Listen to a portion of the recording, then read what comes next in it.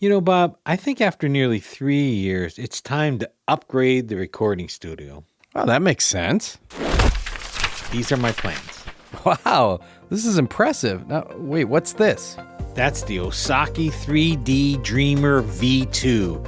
It's a zero-gravity chair with built-in heat therapy. It has 5 massage programs and surround sound Bluetooth speakers. $3,000. Wow, fancy. What about these? Oh, that's the Cosmo Glow Light Bundle and Phone Clip. It's a light bar designed for professionals. We can have shadow-free lighting and a 360-degree rotating halo. Plus, we can use the phone clip to make videos of our work without interrupting the podcast. $500. I guess that's important. And all of this? Oh, the Privacy Ultimate Floated Floor System with a 3/8-inch thick acoustical map under 2 layers of plywood to create a completely floated subfloor to maximize low-frequency noise blocking. I also added the acoustical foam with custom red and green colors, too. $10,000. Well, this is all well and good, but you forgot one thing. Oh, what's that?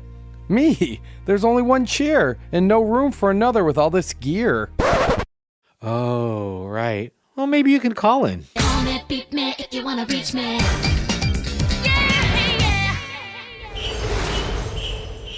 The following podcast contains graphic descriptions of international celebrating and global merrymaking. It may not be suitable for angry or unhappy audience members.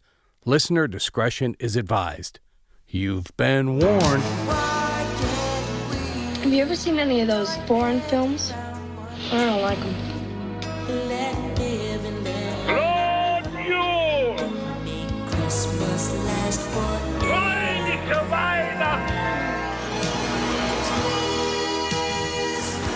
Some are born great, others achieve greatness, and some watch Christmas movies.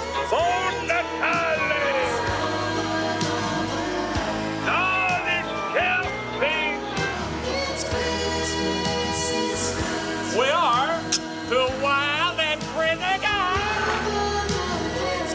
Well, they're both festive, aren't they? Joyeux Noel! And we are the Festive Foreign Film Fans. Well, hey, Mark. Hi, Bob. You sound a little winded. What's going on? Mark, I got to tell you, I'm exhausted. I have spent the last couple of weeks in tax mode. It's that time of year, I've been reviewing all the financial records, reporting income, claiming deductions. And then I realized that you, Jake, and I, we don't earn anything. After all that, I guess it's a relief, I suppose. Mark, the whole tax thing, I have to tell you, I love Christmas and I hate when it's over. But one of the reasons why I hate when it's over is because I know the next thing that's coming along is going to be tax season. I find the whole process to be overwhelming. I know it gives you a chance to go through and see financially how you're doing. And I always think, I'm going to get a big refund, and I never do. I hate when that happens. It's stressful for me, and I'll tell you, it's kind of a weird reason why. I sit there and I'm doing everything right. I'm scrutinizing every receipt, reviewing every number, questioning every financial decision I made for the year. But for some reason, I just feel guilty. Just the fact of having to file my taxes, somehow it triggers this nagging sense like I'm doing something wrong. Wow, guilty conscious? Not at all. I'm so particular. I go through everything, but it's just so weird. It's like having someone look over your shoulder. But the funny thing is you're like, okay, Bob, we have our happy, upbeat Christmas podcast, and you're complaining about the taxes. Well, Mark, I was thinking about this, and guess what? This tax season reminded me of that census that was ordered by Caesar Augustus. So Caesar, he wanted to update his tax records and ensure that he was doing proper taxation in ancient times. So we all know what happened. Joseph and Mary, they had to travel from Nazareth to Bethlehem just to register in that census. So I'm sitting here thinking, I'm mad because I can't locate the receipt that I had for the Annie Ann's pretzel at O'Hare when I was traveling. And I'm thinking, poor Joseph was required to return to his ancestral town to register. And not only that, he also had to fulfill that Old Testament prophecy that the Messiah was going to be born in Bethlehem. He couldn't even skip it. Sounds like the more you think about this, the little more humbled you are. I am because, yes, okay, it's a lot of paperwork and filing documents. But I'm thinking I didn't have to lace up my sandals and go on a journey of 90 miles. That's right. They walked 7 to 10 miles a day. And poor Mary sitting on a donkey. I don't think that's in the Bible, but we do know she was very pregnant. I don't know if riding on the donkey or walking would have been better. I guess if you're 9 months pregnant, riding would be better. You're gonna take the donkey. I'm sitting on his deck, drinking a beer, worrying about his taxes. Looking for my Goodwill donation receipt. Marielle, how much was that sweater you bought me? I say $1,000. No long, dusty roads. No lodging that's not available. We all should reflect on this, that no matter how much we hate the tax season, at least we don't have to follow an emperor's decree to be counted. I think I can deal with 1099s and W-2s. I guess the one thing, though, that Mary and Joseph didn't have to face is we have to file taxes every year. Did they only have to file them once? That's interesting you asked this question because I really started to look into this. So Caesar realized his records weren't accurate.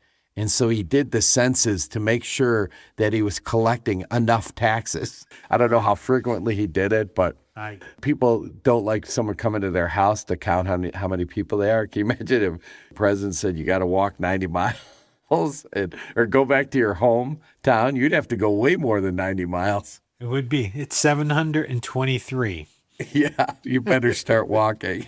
Honey, we're going for a ride. Oh, yeah, get the donkey. We got to go.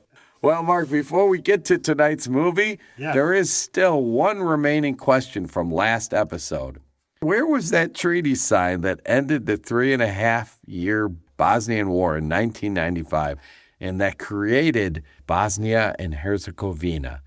Now, Mark, you had so many great answers. You had Versailles, you had Appomattox, Paris. Usually our trivia questions are a bit offbeat, and this one seems very straightforward. It's really because it was such an odd location where they ended up. This treaty was signed in Dayton, Ohio, and it's called the Dayton Accords. Wait. It's signed in Dayton, Ohio. Dayton isn't even the biggest city in Ohio. It's the sixth largest. They didn't even go to Cleveland, where they could have at least gone to the Rock and Roll Museum. Yeah. I mean, Columbus, they could have went to see the Ohio State game. No. Cincinnati. They went to Dayton? Dayton, Ohio is the location of the formal end of the Bosnian War, which is considered one of the deadliest conflicts in Europe since World War II. And there they were. It's got to be Now, the only thing that comes to mind, Bob, is that the Wright-Patterson Air Force Base is in Dayton. But that's the only thing I can come up with. Mark, you're right on. That's exactly why. You come up with this stuff. Listeners, I have to tell you, Mark and I have done these trivia contests, not Christmas trivia contests. And Mark was always great to have on your team for these really obscure categories like the spices of the world or national parks. My brother lived in Miamisburg, right outside of Dayton, and his company did work at the Wright-Patterson Air Force. But I would have never guessed Dayton, Ohio. I know, the Dayton Accords. It's crazy. Should we talk about our movie? Yes, we shall. Want to watch a Christmas movie? Christmas movies are our bread and butter. We eat Chinese food and watch Christmas movies. I heard it's the best Christmas movie since Home Alone. So tonight's movie, as you mentioned last show, it's called Snow Over Kigali, and it's in Rwanda.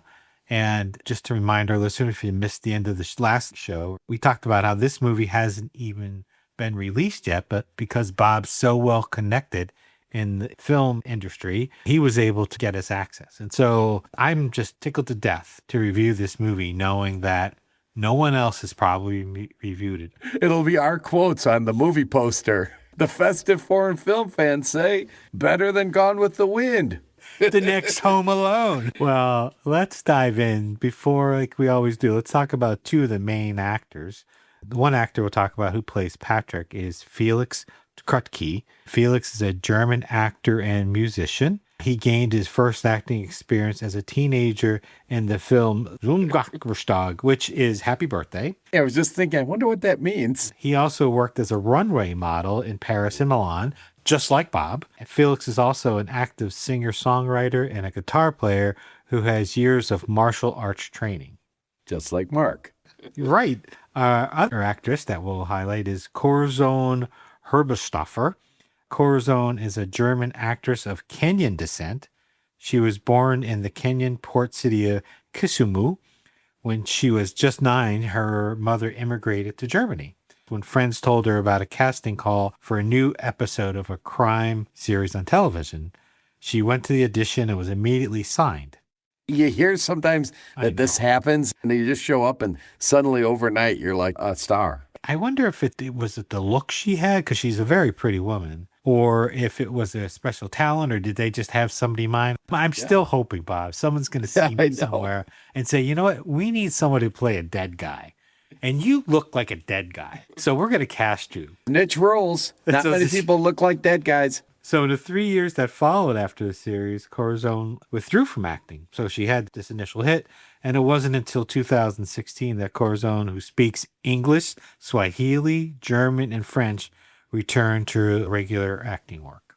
I wonder if she went to school or something.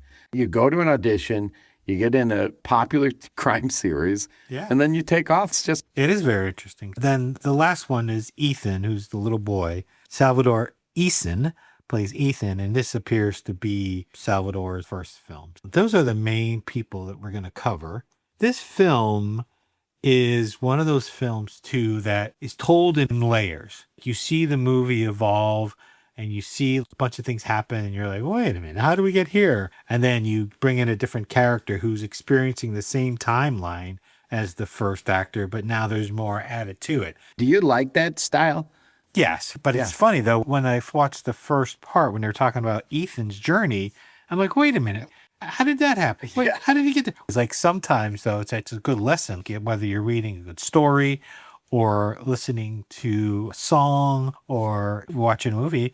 Sometimes you just got to relax and watch it. Yeah, let it wash over you. First, you see someone walk in front of a car. You see it from one direction. Then later on in the movie, you see it from inside the car. The exact same scene, just from a different perspective. Do you like it? I do. It's unusual. But this story is a love story. It's about wanting to belong, connecting to someone or something. It's about family and really the many ways we define family. But the story opens up with a man running, and there's another person running behind him and encouraging him to run along. And it goes to a flashback. So early in the movie, we learn about there's this young boy named Ethan. He goes to school in Rwanda. The kids are making fun of him because he's a little lighter shade than the other black children. They're teasing him about that. They have nicknames for him, and it obviously upsets him. And so he runs home and he starts talking to his mom, Rachel. We learn a little bit about Rachel, right? She runs a hotel. We learned that she was a runner and a very good runner. We also learned that his dad was a bronze medal winner at the same time. So this was back in the 2004 Berlin Olympics. Rachel shows Ethan a picture, and Ethan sees this picture of his mom in front of this tower, and he's wanting and feels this connection to go back to Berlin. So he tells his friend Leary about it. Like, hey, I'm going to run off and go to Berlin. I'm going to find this place. It's going to sort of give him some meaning. He also wants to go to Berlin because it always snows there, right? And he's been spending his life in Rwanda. He has this saying that his grandma tells him, trust in God and you'll always find the way. In this part of the movie, all of a sudden you see him getting on the bus, going to the airport, and next thing you know, he's walking around in Berlin. A streetwalker helps him find his way. How'd you like how he got there, too? The money to get there. What's funny though, Bob, in that first part, we know nothing about the money. No, That's exactly yeah. right. Remember? I'm like, oh, how the hell did he buy it? I know. How did a kid get there? Yeah. In retrospect, when I watched it the second time, stop asking so many damn questions and watch the darn movie, Mark. So he gets to Berlin. He gets helped along the way. I love the little line where he says, a secret and a treasure have one thing in common.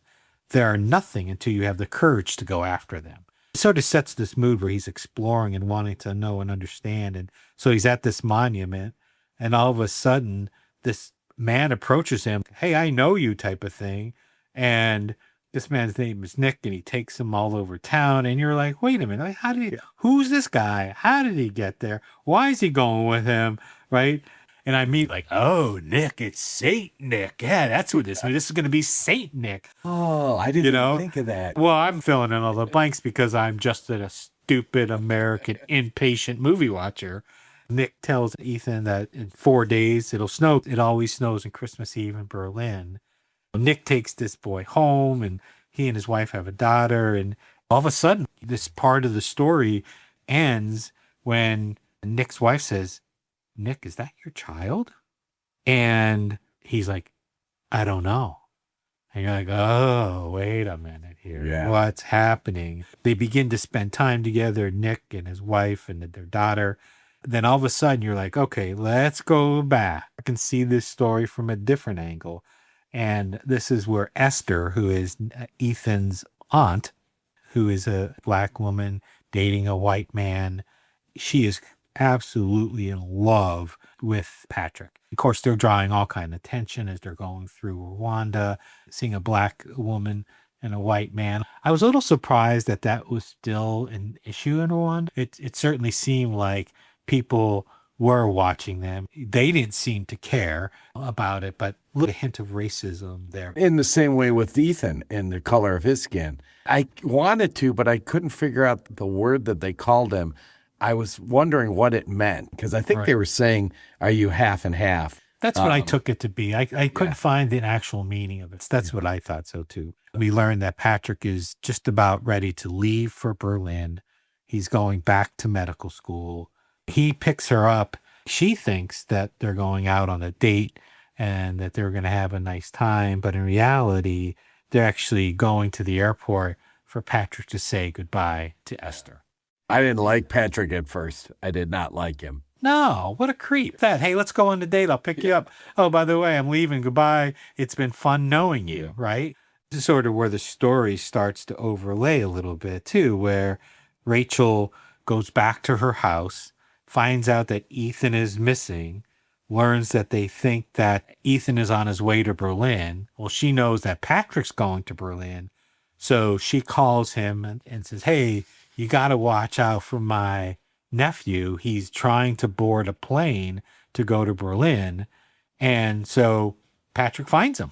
Well, we find out that Esther's ex-boyfriend helps him and gets him on the plane and to Berlin. We also find, too, at the same time during the story that a gentleman shows up at the hotel looking for Esther. And we find out, too, that this man has left his credit card at the front desk to cover his charges. Ethan ends up getting there because he stole this credit card. He ends up being able to get to Berlin because of Patrick helping him. We also find out that Rachel figures out, okay, wait a minute, I know why he's going to Berlin. And so that's how she contacts Nick. Because we find out later on, too, that Nick and Esther are both runners, competed in the Olympics.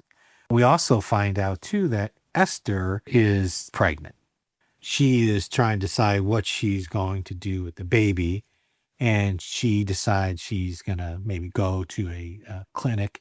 It seems like she's going to end the pregnancy. Meanwhile, back in Berlin, Patrick tells his dad about this woman, because I think when Patrick is on his way to Berlin, he sort of understands, like, I really do love her. Yeah. And he goes and tells his dad about this relationship with Esther. And his dad is very against the mixed marriages, says some derogatory things about mixed marriages. And so Patrick is not getting support from his dad. But this is when I start liking Patrick. I like Patrick because he's able to help Ethan Too, to connect with Nick. So he kind of oversaw him. At the same time, we find out this man wants to meet and talk to Esther about something. He wants to talk to Esther. He finds out at the hotel that Esther has gone to the clinic. And so Ethan connecting with Nick, Patrick is having second thoughts about his love for Esther. And you have Esther who's trying to decide about whether she should keep this baby, and this man who's trying to track Esther down to talk to him. Now it all starts to come together. By this time in the movie, I personally am like, okay, I'm cool. I can go with this. Just kind of relive the whole story over again. And what we're finding out, missing pieces, is that this gentleman who's been looking for Esther is actually someone who has news for her, because he comes to tell her that recently his wife has died, and that his wife had the last wish before she died. He tells Esther a story about how there was this woman who, during the unrest during the Rwanda wars, had been captured and raped by some of the Rwandan army, and she became pregnant. She wanted to flee the country, but was convinced by a friend, who actually would have been Rachel's mom, to leave the baby with Rachel's mom. This woman turns out to be Esther's mom, who's there telling to be Esther's stepfather. There to say, and her name was Deborah. Deborah's last wish was for you to know the whole story. And of course, this freaks out Esther, right? She's like, wait a minute. I thought Rachel and I were sisters, that we had the same mom. And it really turns out that they're not actually even blood related at all. And that this gentleman, who's now her stepdad, he wants to have a relationship with her and wants to be there to help her and support her. When he finds out she's at the clinic, goes to the clinic and tries to talk to her about this story and really talk to her about the decisions she's making.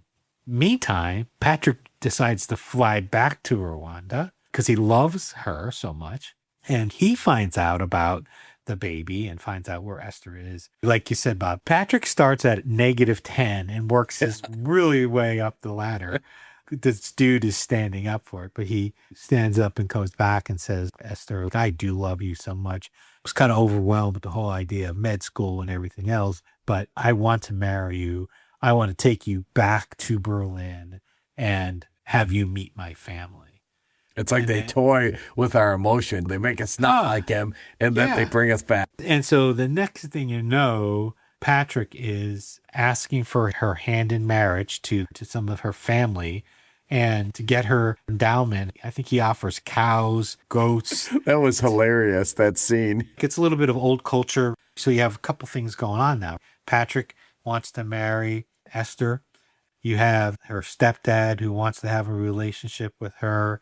But you still have poor Ethan, who's hanging out with Nick over in Berlin. And so Rachel and Rachel's husband say, well, we better get to Berlin too. So now Rachel and her husband, Esther and Patrick, and now her stepdad are all on their way to Berlin. It does turn out that everybody gets together there. It's like one big family. So you see Esther with her husband, and you see Nick all together.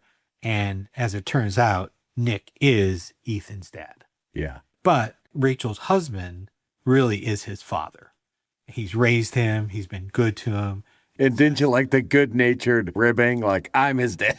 Yeah. No, I think he says, you're his father, but I'm his dad. Yeah, right? yeah. So that sort of resolves itself. Right at the end, there's just big party. So this big festive gathering where Esther is there with Patrick's dad, who just is drinking a lot. So he seems like he's okay. But then out of nowhere, I missed this like in the early part of the movie. Patrick's mom is a lesbian. And so she's there with her partner. And I'm thinking, how much diversity can you have in one? Oh, I don't think I realized that. Yeah, the one who's like, she's kind of like mean. And then finally she says, this is my partner. Well, that came out of nowhere. I mean, this is sort of like how you're defining family and how this big family is. You just have all these people are coming together who are going to now celebrate Christmas in Berlin. And of course, it snows. Yes, it's right at the end of the movie. I mean, I'll ask you, do you think this movie was festive? You know what? I really did. Although the Christmas part of it isn't overly emphasized. And I guess in Rwanda, you don't see much in the way of decorations or anything. But I love the party at the end and how it all culminates with a Christmas party. And you talk about the different cultural elements with the proposal. And then what I was shocked by, and maybe I shouldn't be, but how understanding Nick's wife was. Like, this kid shows up. Is this your son? Yeah. Let's invite him in with the family. And it was just very tolerant, very diverse, very open, and very festive. Well, I wonder too, they never explored this. You bring up a really good point, because did Nick even know he had a son? So I wonder if the tolerance from his wife is the fact that maybe it wasn't that he was hiding a secret. It's not like he always knew he had Ethan as a son and didn't tell her. And so they were mutually discovering this child together. And did that make it just maybe more amenable to her, because he's just as shocked as she is that he has a son? That is such an interesting question, because I thought he knew where to go because of the picture. But still, that doesn't mean that he would have known that was his son, though. You're right. Right. I think Rachel contacted Nick to say, and again, maybe he did know, but I thought, well, Rachel contacted Nick because you knew they were friends because they're in the picture together. Right. And you knew they both ran in the Olympics. And so I think she may have called him to say, look, my son, Ethan, is coming there. Now, what you don't know, did she say, our son, Ethan, is coming there, or my son is, and oh, by the way, I think you are the father. That part is out of the story, so which I'm fine with. Like, you kind of left to fill in the blanks a little bit. But yeah, because a wife could have said, he kind of looks like you or something. Now I got to go back and watch it again. I know. Yeah, exactly. Yeah, the more we talk about it. I mean, I think it was pretty festive. The party at the end, the building up to Christmas, the snow anticipating. The snow always gets me. Oh, yeah. Would you watch this again? Would you recommend it? I would watch it again only because I found that in the second watching, because I watched it twice, I learned more. And actually listening to you describe, I've learned even more. And I want to go back. And partly I think it's in the storytelling because it purposely leaves certain things out, then shows you them later. You have to go back and think about what happened at the beginning. So I would watch it again. Would I recommend it as a Christmas movie? I'm not so sure. Even though I say it's festive, for some reason didn't get a really strong Christmassy feeling from it. Yeah, I could see that. I would say I would definitely watch it again. In fact, after we talked about this more, I think I'm going to go watch it again. Me too. You've made me think about some of the scenes. I would recommend it to watch. Yeah, I think it's a fair point about how I would recommend it. We didn't talk about this. How did you feel watching it? At first, I'm very questioning, how did he do that? Because they're purposely leaving gaps, and I think almost to make you question it. And then when they start filling it in, it's more fulfilling. It's great. Oh, this is all coming together, and you love how it all pieces together. And I really did appreciate that, other than Patrick's family, who were not very good, but the people are decent people, all of them. The husband, his wife dies, and this is not even his daughter. He fulfills the wife's wish. Patrick turns around and becomes amazing. He fulfills this relationship. The dads have no problem with each other. These are all great people. If I go back and watch it, I'm going to be paying much more attention. Does he know that Ethan's his son or not? Is there anything that tips you off one way or the other? So I would say definitely worth a watch. Definitely worth being on the red carpet. It definitely is. If the director and actors are listening to this, I would love to meet you. Just send me your credit card and I'll book a flight. So, Bob, guess what? They actually say Merry Christmas in Rwanda. They speak Kinyarwanda. Kinyarwanda is their language. It was spoken by 15 to 18 million people. But guess how they say Merry Christmas? How do they say it? They say Nohili Niza. Say that well. You know what? You say that, but I don't know. You can also use the phrase Tobi Furaha Noli Niza, which means wishing you a Merry Christmas. I think I'll stick with the Nohili Niza. If you actually say it slow, it's like Tubi Furaha Noi Naza. And that means wishing you a Merry Christmas. Rwanda is the official language. They also speak it in Uganda and the Democratic Republic of the Congo. The other official languages in Rwanda are English, French, and Kiswahili. Kiwandu is one of the Bantu languages, which are closely related to 600 different dialects. Do you notice recently, it seems like the last couple of countries we've looked at, they've had several official languages. I was trying to think, how many dialects do we have in the United States? I would say a handful. Yeah. I know they speak a Creole language in Louisiana. I don't know if there's one in Appalachia, maybe. Yeah. I don't think there's very many. Bob, I'll get lost on this stuff. I'm thinking like 600. And then I start thinking like, what about the United States? Is Southern accent a dialect? I mean, they have different words. When I came out to the Midwest, the piece of my house that covers my house, people around here call it a roof. It's a roof back in Pennsylvania. So is that a dialect? I mean, these are the things that literally will keep me up at night. I don't know about you, but it keeps me up. That's so funny. Yeah. And just think about, though, if you lived in Rwanda and you'd have to think about 600 different ways they're saying something very similarly. And what if I insult somebody?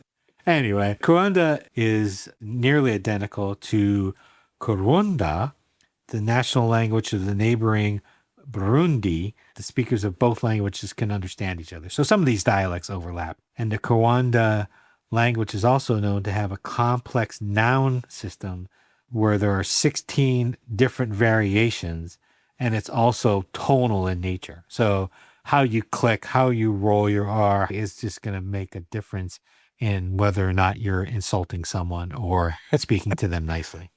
16 nouns. So they must have different nouns for present, past, future. Could you imagine that? No. Anyway, they have some really cool customs if you'd like to hear about them. I would love to hear them. So Christmas in Rwanda is more of a religious holiday.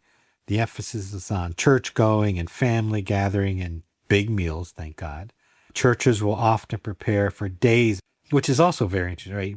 They decorate with local flowers and candles. The rural parishes will be full. They'll hold evening services that often draw the entire village with children and parents and elderly all coming together, which I think is so cool. The services are filled with song and prayer and nativity drama, so they act out the nativity.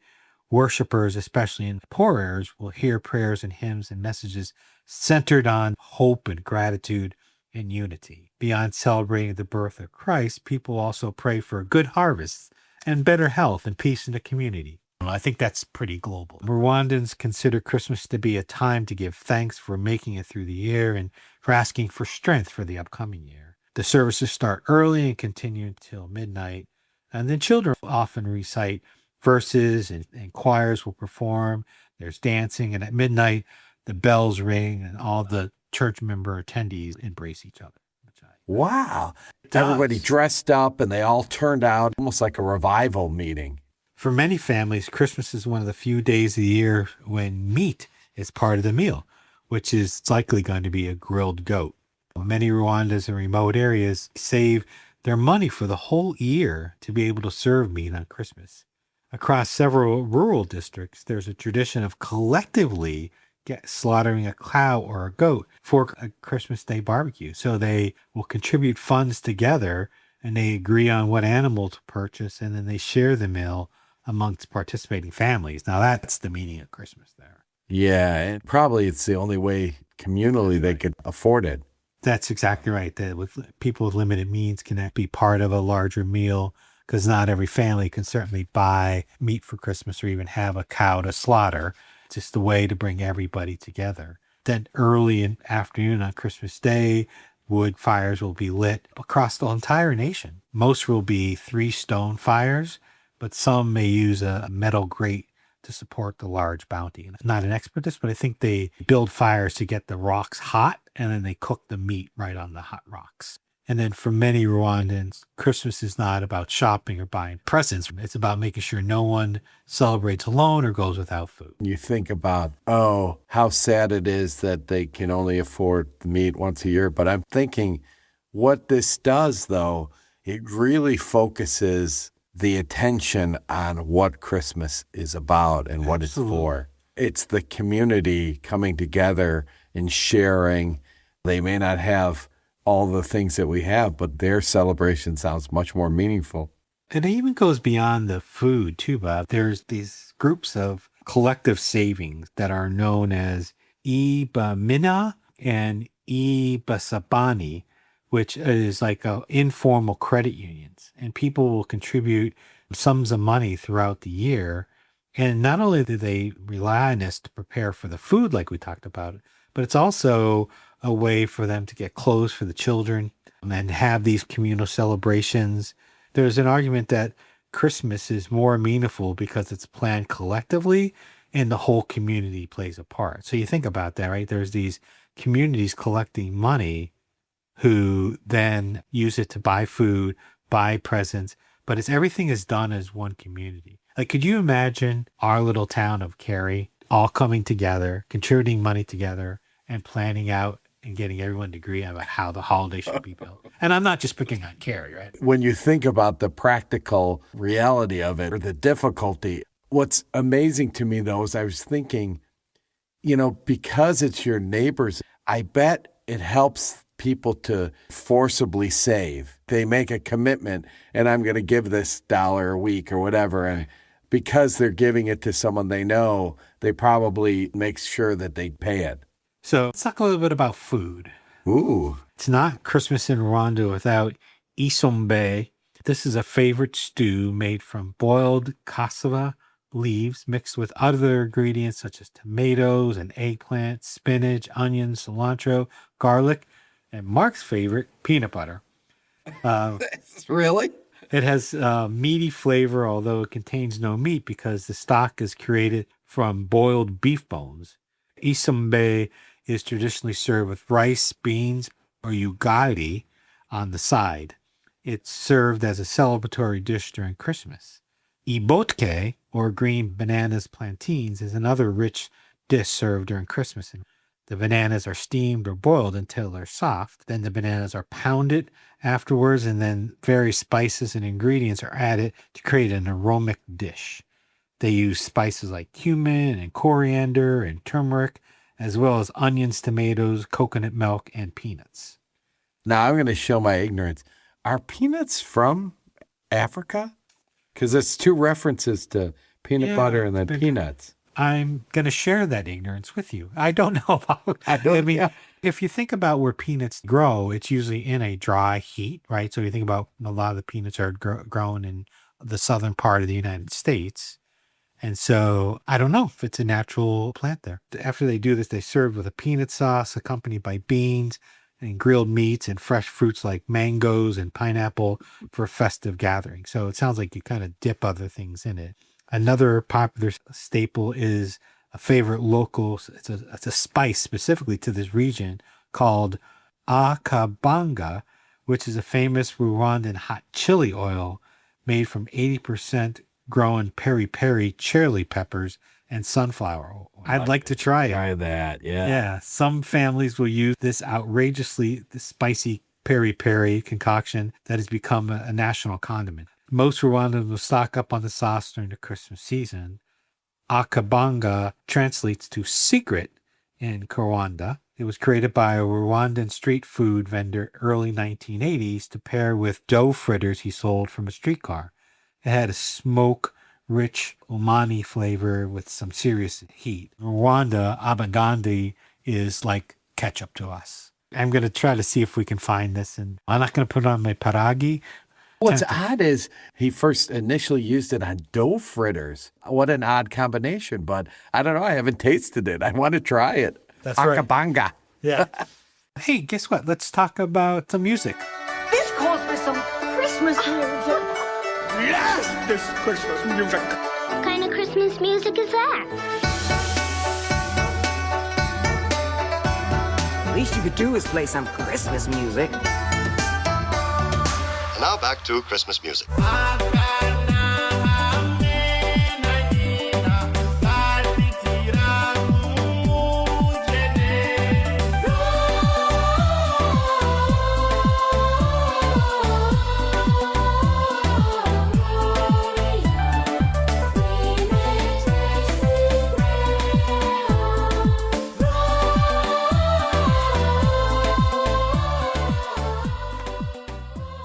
So that song that we just heard is called Gloria, and it is by Alan Bernard Mukorandara, widely known I am as... so happy that you have this episode. Well, I am too, because I like this song. But he's widely known, thank God, as Alan Muku. He's really well known, Rwandan figure in music, but also in prosecution and government communication. Besides music, which has always been his passion, he's also interested in law, and he got his law degree and became the national prosecutor and then the spokesperson for the Office of the Prosecutor General of Rwanda. And a musician. That's great. Yeah. He's also well known in the music industry and founded an artist development label to help find and promote new talent and musically gifted children. He composed some popular songs, with one praising the national football team, and this song, Gloria, a Christmas song. It was released as a Rwandan Christmas song that's played throughout the country. And as you probably heard, it sort of is inspired by the Christian song Gloria in Excelsis Deo, Glory to God in the highest. You sort of pick up that sound as you listen to it. But it was released in 2024. If you look at the video, it has images of Santa Claus, Christmas trees, and various groups and generations dancing to the vibrant rhythms. It makes me think of the people on Christmas Eve all dancing in the church. You know, maybe I could play an instrument. I just didn't get the singing part. Everybody has a different creative outlet. But should we talk about our silent bite feature for the night? Yes. Last time we talked about Bob's discovery of Etsy. You know, we finally, back, I think it was in our November or December show, we finally got to eat some pierogies. That was a gift to ourselves from a shop called Latvian Goodies. Bob talked about Etsy. Go out to Etsy, put in Latvian Goodies. At the time, we weren't able to speak to the baker, Inga. Tonight, we're going to venture out and talk to Inga and talk about her baking business and how she got started from the ground up. We're going to discuss how she turned her passion into a cross-border venture and why she makes pierogi. And you're going to love this, guys. She's awesome. Preparing this food and sharing with others, she honors her heritage and keeps the traditions of her country alive. And so we're going to talk to her about her family and the products she uses. She's going to talk about her cooking methods. She's going to talk about what she likes to maybe drink when she's making and eating pierogies. We actually learned a nickname for them. And so I think it's going to be really cool from now on, Bob, because we're going to start calling them P-Dogs, like her kids and her kids' friends called them. I just think our listeners are going to love and are going to be so impressed how Inga's been able to transfer her love of this homeland food into a thriving business. And she's become a big Festive fan. She has shared our information with other people, and we really appreciate that about Inga. She really has inspired us to be able to take on the endeavor of making these. So She has faith in us. She has no clue. Let's talk to Inga before we burn down our house. It's Christmas dinner. Eat it, eat it, eat it, eat it. Food they put out for Christmas Eve. Eat it, eat it, eat it, eat it. Most of your major food preparation holidays, Christmas. Eat it. Puts out food for Santa. Eat it. If it's getting cold, reheat it. There's no chili. No, chili's not a festive food. What's your journey? Like, how did you are Latvian? That's your yeah. My parents were both born in Latvia, and they came over on the boat with my grandparents. So I spoke not Latvijas Skadi. I was brought up speaking Latvian. I spoke it with my grandparents. But it's fun to introduce the P-Dogs to people and having people eat them. And I haven't met anybody that doesn't enjoy them. Yeah. So that's nice. Who doesn't like bacon, right? That's where you won our hearts with the bacon. That was it.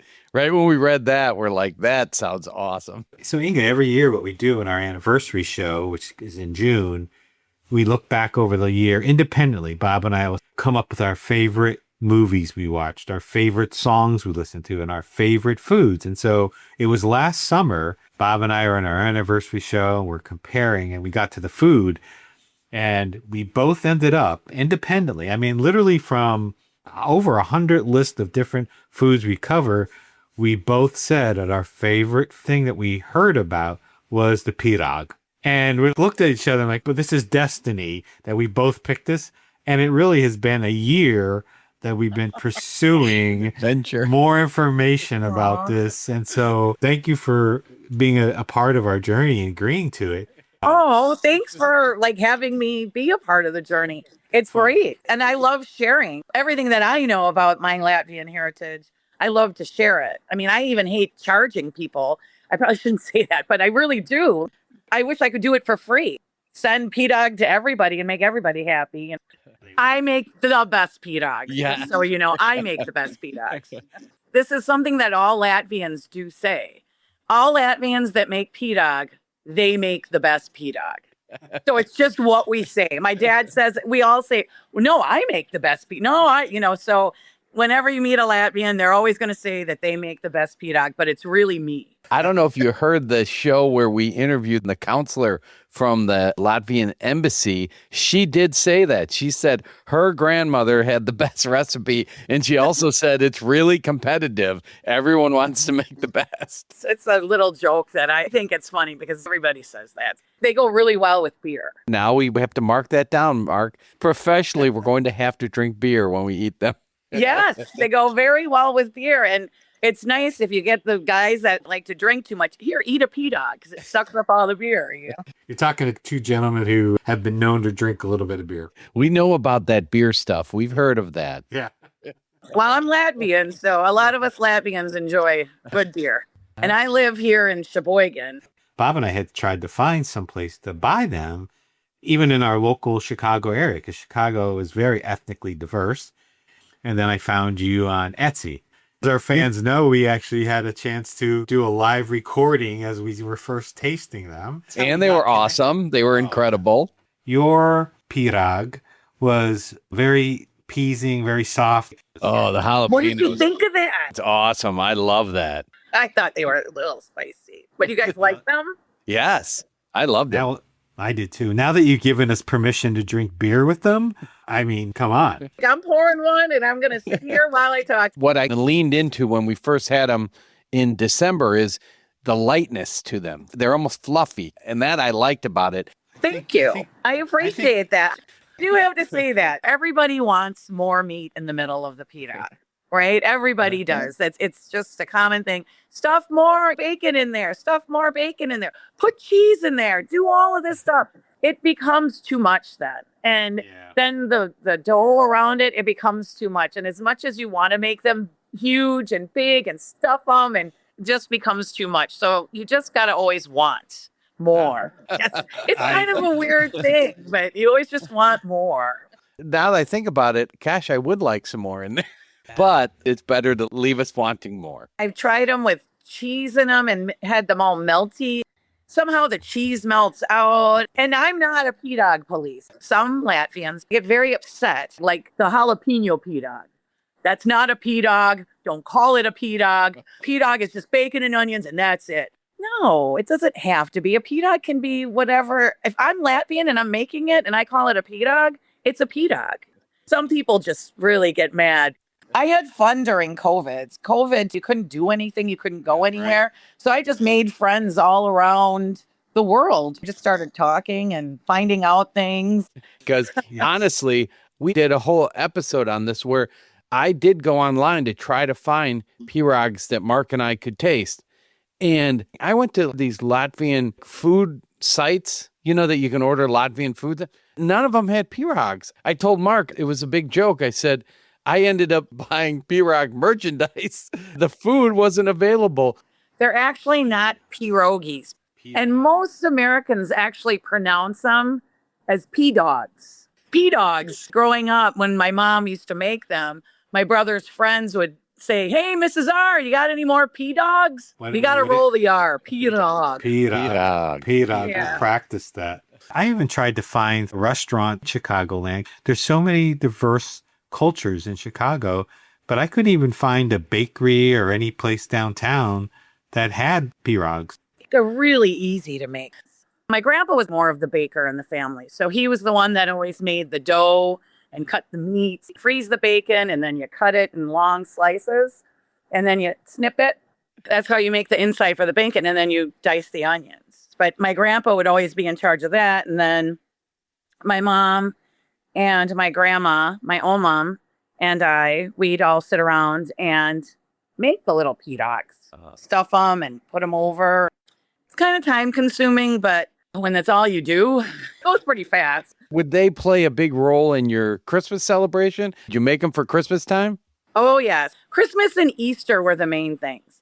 And then, of course, if anybody requested it for their birthdays, pirog are always welcome. Do you have a preference of breakfast, lunch, or dinner, or just whenever? They're really good anytime. It's nice when you can have them for breakfast, but now it's nice when you're having a celebration. Is this what you do full time? This is what I do. I do my Etsy sales, and then I do the farmer's market.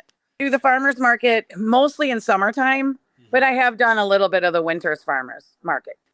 Is there a big Latvian community there in Sheboygan? Not really. I believe most of the Latvians are in Chicago. And then I think there are some in Kalamazoo and New York. A lot of my orders come from New York. Do the Wisconsinites like the pierogi? Pirog. You got to roll the R. So it's Pirog. like P, and then you got to roll the R. Pirog. A lot of people don't know what they are. A lot of people are just like you guys. Two random American guys who just discovered them. They don't know what they are. They've never heard of them. A lot of people don't even really know where Latvia is. So if I say I'm Latvian, is that like Russian? And that's the biggest insult, you know? No. So does that mean you're speaking Russian? Yeah. No. Are they hard to make? They're not. They're really not hard to make. The dough for me was the hardest thing to figure out. When I got older and I started realizing I wanted to make these, the dough was 3 to 4 cups flour, and then a packet of yeast, and then 2 cups of milk, 1 stick of butter, 2 tablespoons of sugar, and a teaspoon of salt. And then, well, I don't know if you guys know how to bake.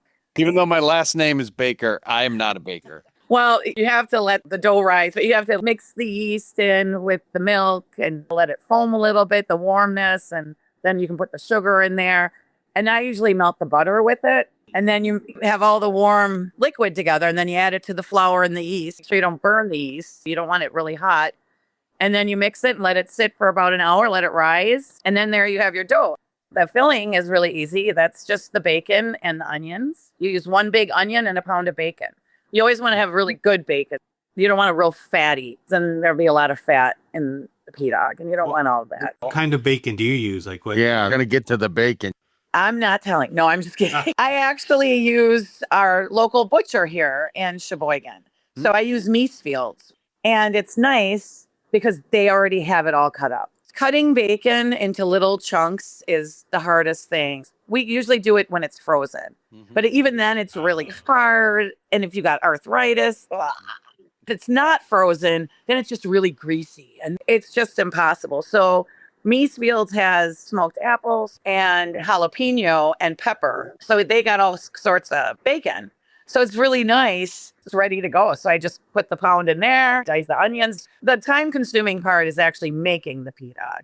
Once your dough is risen, you kind of just stick it in there and then you close it. I use a little cookie cutter. Everybody kind of does it different. We used to use a glass. I use a cookie cutter now, but back in the day we used a little glass. And then you got to pinch and seal over, pinch and seal over, pinch and seal. When you were little with your grandparents, would you have to chop up the bacon?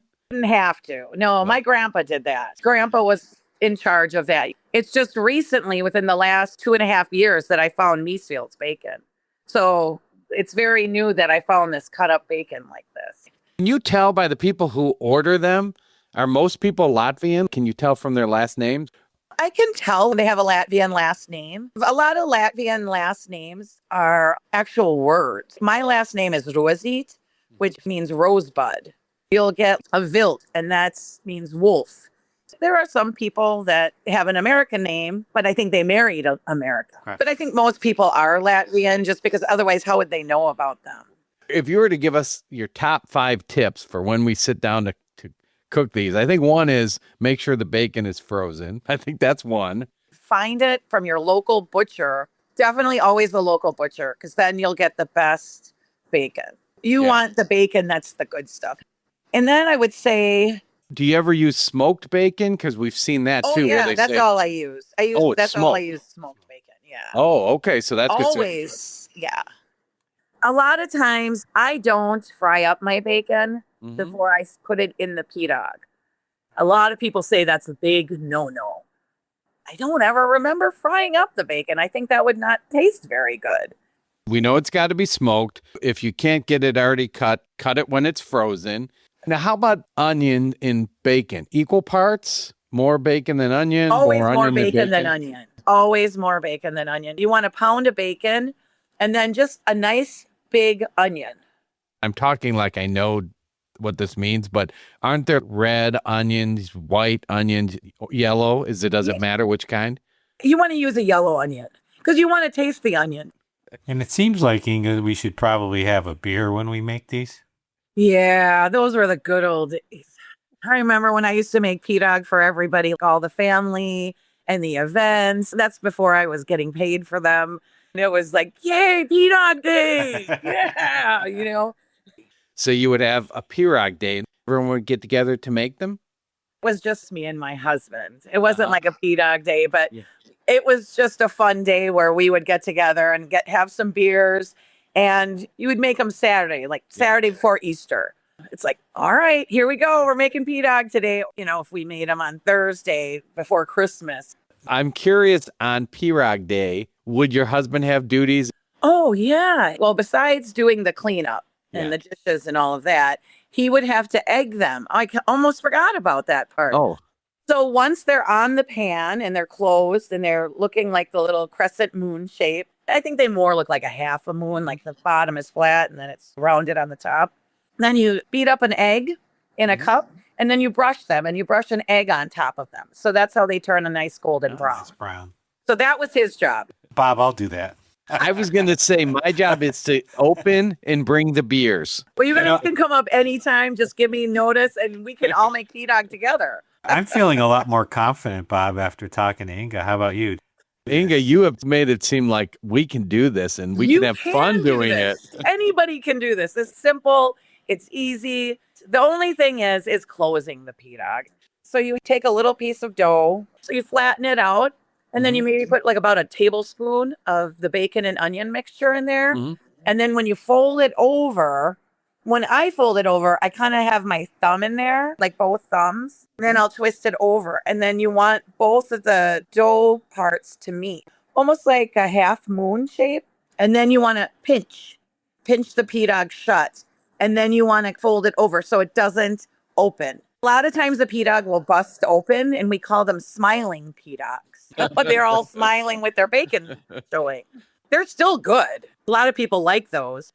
Those you can eat right away. So you don't have to wait for any kind of special occasion or anything to eat them. Like wait till everybody gets here or can't eat them until tomorrow because it's Easter. You can eat those right away because nobody wants to show those. I call them naked pirags. Shocking. Once you got that, it'll be time consuming the first time, but you guys are going to be great. Oh, I'm thinking, look, you told us all the tricks. We got to go to a butcher and get really good smoked bacon. If we can't get it chopped up, we're going to freeze it and chop it up ourselves. We use clearly more bacon than the yellow onion, but we use a yellow onion. And Mark has his job where he's going to egg them. I'm excited, Mark. I think our day is coming. We're going to make this for our anniversary show. So we probably have one more month and we're going to do it. Oh, I'm excited about that. I can't wait to see. This has been great. Yes. Really appreciate you taking the time and playing along with us. Yeah, it's been great. This has been awesome. And we'll let you know when this goes live, too. We will. Thank you guys so much. You guys are great. All right, Bob, you ready for some trivia about Rwanda? Yes. I don't really know much about it, so this will be exciting. It's trivia. Trivia.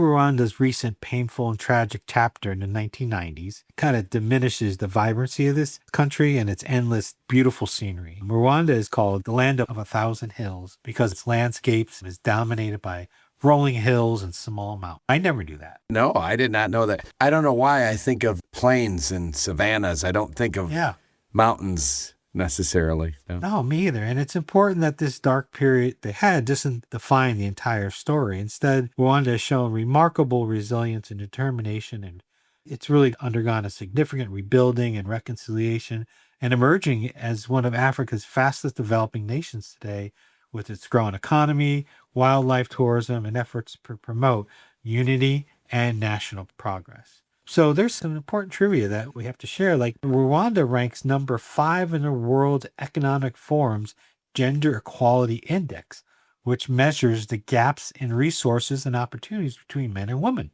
Are you kidding? Would you have thought that at all? Not based on their history, Bob. I wouldn't. Oh, no. Wow. And a strong sense of this fairness came out of the 1994 genocide, and it has dominated culture and policy ever since. And this next piece also, how about the fact that this country has banned plastic bags since 2008, and airport security will confiscate any plastic bags carried in by visitors. The TSA is going to pat you down to see if you have plastic bags. Or, this is probably one of my favorite things I learned, is that in Rwanda, the last Saturday of each month is called Umugande, which means coming together in common purpose, when adult Rwandans are required to join in countrywide cleanup tasks like picking up litter. That is a great thing. And I should tell our listeners, Mark and I one time went with Mark and we cleaned up the bike trail. We did. We did our Umugande Day. Also, we thought it'd be interesting to talk about the hundreds of bars in Rwanda that serve milk, where you can throw back a frothy glass of ikirugada, which is fermented milk topped with honey or sugar. So they have milk bars. Yeah, they lost me there. All right, so all those things are interesting. But we want to know, in 2016, the Rwandan Football Federation passed strict measures and significant fines to curb the use of what in the sport? 2016, the Rwandan Football Federation passed strict measures and significant fines to curb the use of what in this sport? Fermented milk? Works for me. If you know, we have something for you that is incredibly rare and precious as the mountain gorillas that are found in the mist-covered forest in Volcanoes National Park. This prize is unique, special, and exists only in a few places in the world. Yes, we mean the 4F sticker, which our fans protect and celebrate because their presence is something to treasure. These stickers are limited and endangered, so they rely on human care and protection to survive. By answering our trivia question, you will become a steward of these incredible stickers to ensure that future generations will still have the chance to own them. Supporting our podcast through donations and spreading awareness helps to protect our habitat and community. Each act of support contributes to the continued survival of these bright and colorful stickers. We beg you to take part in preserving one of the world's most extraordinary stickers and an important part of the Festive Foreign Film Fans' natural heritage. So send your answers to festivefans@gmail.com. Every episode I'm like, wow, these stickers sound just amazing. They don't sound amazing. They are amazing. Just like my quote by Deborah Whipp. Like snowflakes, my Christmas memories gather and dance. Each are beautiful, unique, and gone too soon. I love it when I've never heard these before, these quotes. That's a great one. You know, we unknowingly picked two countries with a similar dark past marked by ethnic cleansing and deep social division. Although this was unintentional, we do recognize how each country has taken steps to acknowledge these past injustices and build a more stable and inclusive future. And really, what's more Christmas than that? It was odd that we put these two together without even really thinking about it. Not knowing much about the two countries and then going through and reliving their past experience and then seeing how they've turned it around. It's pretty inspiring. Yeah, and just even how Rwanda is really trying to do very specific things and are having measurable impact. Like the gap between what's accessible for men and women, they have a close, narrow gap for those opportunities. Rwanda ranks 5th. I'd be curious where the U.S. stands. Thinking about Rwanda, it makes me think of what it must have been like to live in Nazi Germany and then what happened in 94 in Rwanda. You want to believe that you would be one of those people that would say, I could never do that. But some people got caught up in it. I had that thought. What would I do? Well, Bob, once again, we've had a great evening together.